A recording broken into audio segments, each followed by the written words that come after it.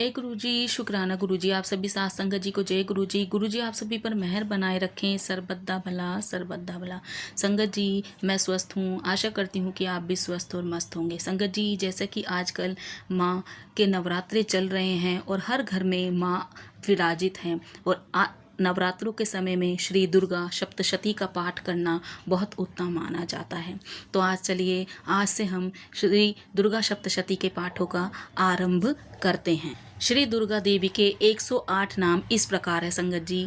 सती, साध्वी, भवप्रीता, भवानी, आर्या, जया, दुर्गा, आद्रा, भवमोचनी, त्रिनेता, शूलधारिणी, पिनधारिणी, चित्रा, चंद्रघटा, महातपा, मनहा, बुद्धि, अहंकारा, चित्तरूपा, चिता, चिति, सर्वशास्त्रमयी, सत्या, सत्यानंद स्वरूपिणी, अनन्नता, भवानी, भाव्या, भव्या, आभव्या, सद्गति, शांभवी, देवमाता, चिंता, रत्नप्रिया, सर्वविद्या, दक्ष कन्या, दक्ष यज्ञ विनाशिनी, अपर्णा, अनेक वर्णा, पाटला, पाटलावती, पट्टा, स्वपरिधाना, कल्लर मंजीर रजनी, अभय विक्रमा, क्रूरा, सुंदरी, सुरसुंदरी, वन दुर्गा, मातंगी, मातंग मुनि पूजिता, ब्राही, माहेश्वरी, ऐन्द्री, कौमारी, वैष्णवी, चामुंडा, वाराही, लक्ष्मी, पुरुषाकृति, विमला,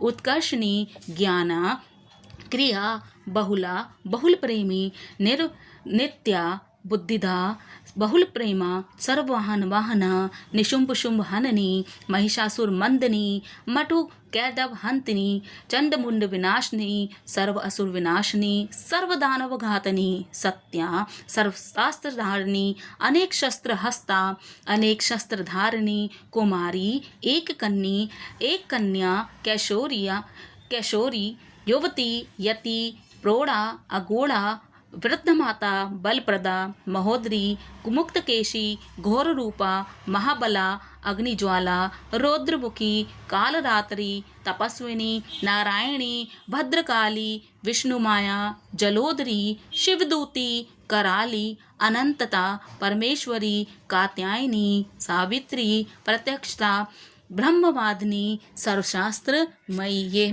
दुर्गा देवी के 108 नाम हैं। जोर से बोलो जय माता दी। दुर्गा पाठ प्रारंभ। पहला अध्याय। महर्षि मार्कंडे जी बोले, भगवान सूर्य पुत्र के पुत्र सावर्णी की उत्पत्ति की कथा को मैं विस्तार से कहता हूँ, आप ध्यान से सुनिए। सूर्य की छाया से उत्पन्न सावर्णी जगजननी महामाया की कृपा से जैसे मनवंतर के अधिपति बने, वह कथा सुनिए। प्राचीन काल में स्वारोचिष मनवंतर के चैत वंशी राजा सुरथ समस्त पृथ्वी के चक्रवर्ती राजा हुए। वे प्रजा का अपने पुत्रों की भांति पालन करते थे। यमन राजाओं से राजा सुरथ की शत्रुता हो गई। दुष्ट दलन राजा सुरथ से उनका भयंकर युद्ध हुआ और थोड़ी सेना होने से यमन राजाओं ने सुरथ को हरा दिया।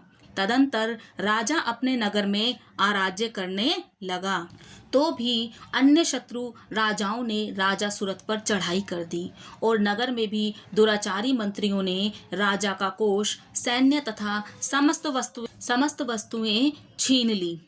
तब राजा सुरथ हार कर अकेला ही घोड़े पर सवार हो शिकार खेलने के लिए बहाने से घोर जंगल में चला गया। वहां महर्षि मेधा का सुंदर आश्रम देखा, जो अहिंसक सिंह पशुओं और शिष्यों और मुनियों से शोभित था। वहां बैठे हुए महर्षि मेधा को राजा सुरथ ने नमस्कार किया और मुनि से उचित सत्कार पाकर उसी आश्रम में रहा। कुछ काल के बाद फिर वह अपने राज्य तथा प्रजा की चिंता में फिर विचारने लगा कि जिस राज्य को मेरे पूर्वजों ने भली भांति चलाया, प्रजा का पालन किया, वह आज मुझसे चला गया। वे दुष्ट मंत्री राज्य का पालन धर्म नीति के अनुसार कर रहे होंगे या नहीं, और मेरा मुख्य हाथी भी दुश्मनों के वश में हो जाने से क्या क्या कष्ट भोगता होगा। जो आज्ञाकारी नौकर नित्य प्रसन्नता से धन और भोजन प्राप्त करते थे, अब उन दुष्ट राजाओं के आश्रय में रहकर कष्ट पाते होंगे। मंत्री राज्य के धन को कुमार्ग में व्यर्थ ही अपव्यय कर रहे होंगे। जो धन मेरे पूर्वजों ने बड़े कष्ट से संग्रह किया था सो नष्ट हो गया होगा। इस प्रकार राजा राज्य की सभी बातों की चिंता करने लगा। कुछ समय पश्चात एक दिन आश्रम के समीप एक वैश्य को आता देखा तो राजा ने उससे पूछा कि भाई, आप कौन हो?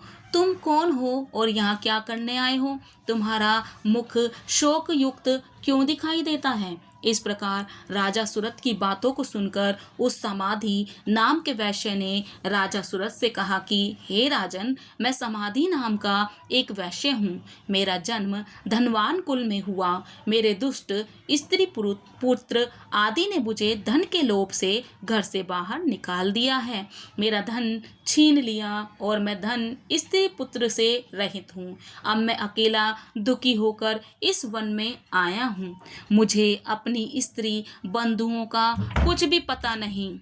मैं यहाँ रहने के कारण अपनी स्त्री पुत्र तथा स्वजनों की परिस्थिति को नहीं जानता कि वे इस समय अपने स्थान पर सुखी हैं या दुखी। मैं यह भी नहीं जानता कि मेरे पुत्र सदाचारी हैं या व्यभिचारी। राजा बोला, जिन स्त्री पुत्रादि ने तेरे धन संपत्ति को छीन लिया है, फिर तू उन्हीं के स्नेह में तेरा मन क्यों जाता है? वैश्य बोला, आपने मेरे विषय में जो बातें कही वे वास्तव में सत्य हैं, परंतु मैं क्या करूं? मेरे चित्त में कठोरता उत्पन्न नहीं होती। जिन पुत्रादि ने धन के लोभ में आकर मुझे घर से निकाल दिया है, मेरा चित्त फिर भी उन्हीं में आसक्त होता है। मैं क्या करूं?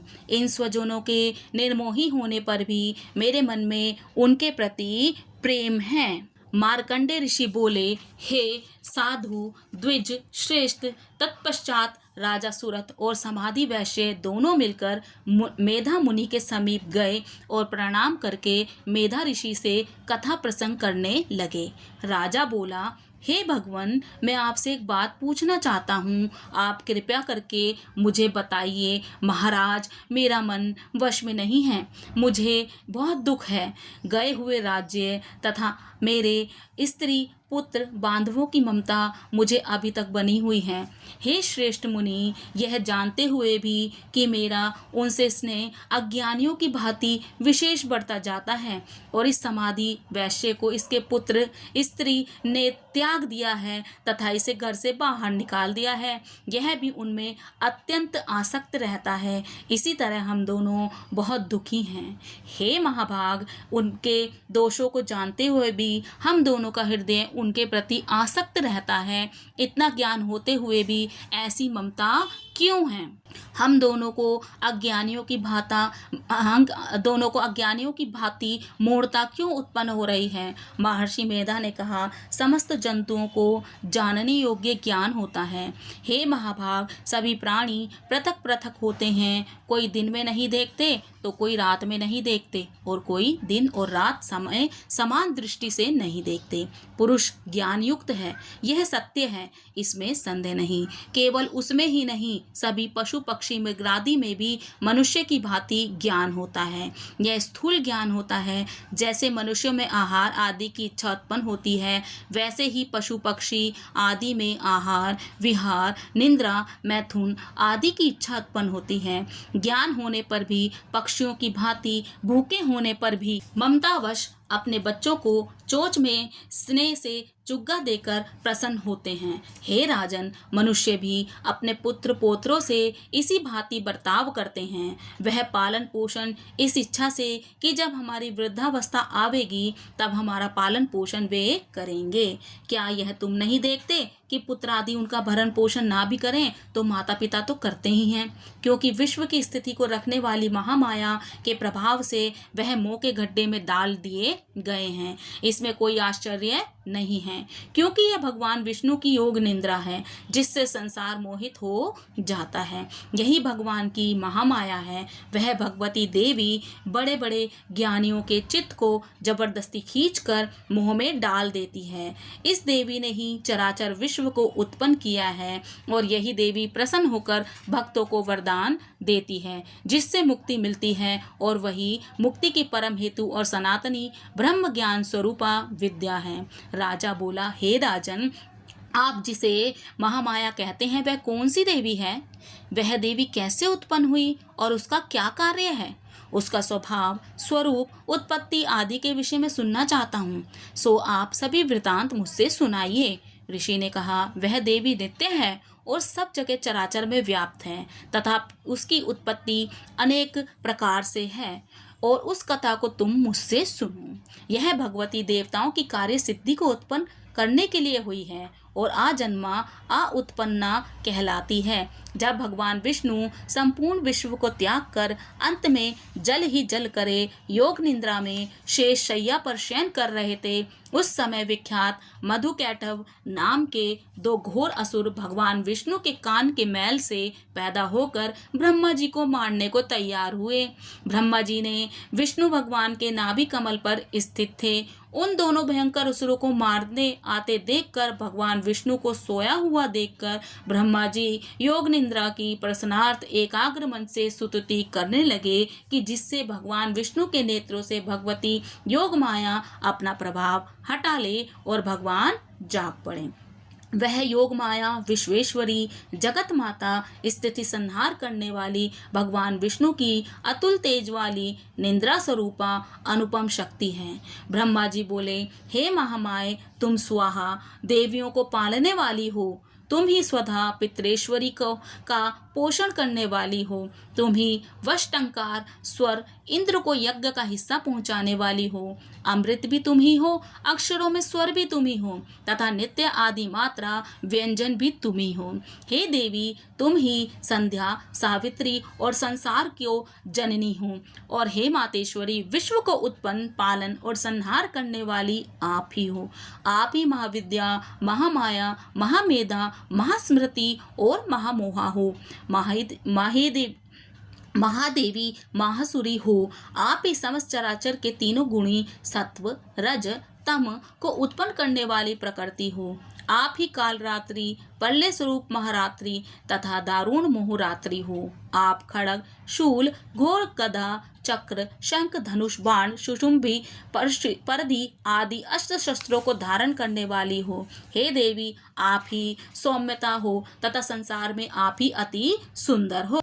आप पर और अपरों में श्रेष्ठ हो। आप ही परमेश्वरी हो जो इस विश्व की रचना, पालन और संहार करते हैं। उन भगवान विष्णु को आपने अपनी निंद्रावश कर लिया है। फिर भला बताइए, और कौन आपकी प्रार्थना करने में समर्थ है, जबकि आपने भगवान विष्णु, ईशान यानी शंकर तथा मुझसे यह शरीर ग्रहण कर लिया है। आप तो अपने प्रभाव से स्वयं प्रशंसित हो। मधु और कैटभ नाम के इन महादुष्टों को आप मोह लीजिए और विश्वपति भगवान अच्युत्य को जगाइए। इन दोनों महाअसुरों को संहार करने के लिए भगवान को बुद्धि दीजिए। ऋषि बोले, इस प्रकार जब ब्रह्मा जी ने मधु और कैटभ असुरों के संहार के लिए तथा भगवान विष्णु को जगाने के लिए तामसी देवी की प्रार्थना की, तो उसी समय भगवान विष्णु के नयन, मुख, नाक, भुजा, हृदय और वक्षस्थल से निकलकर अव्यक्त योग माया उपस्थित हो गई और योग निद्रा से भगवान जाग गए। फिर भगवान विष्णु ने उन पराक्रमी वीर्यवान मधु और कैटभ असुरों को देखा। ब्रह्मा जी को खाने के लिए जिनकी आंखें लाल हो रही थी, तब भगवान विष्णु ने शेष शैया से उठकर उन असुरों से 5000 वर्ष तक बाहु युद्ध किया।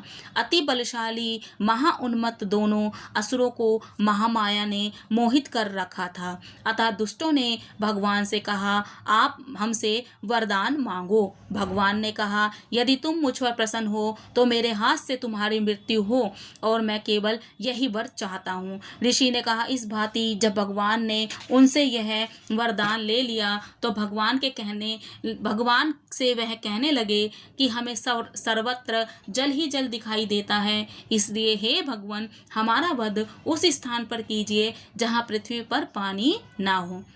मेधा ऋषि ने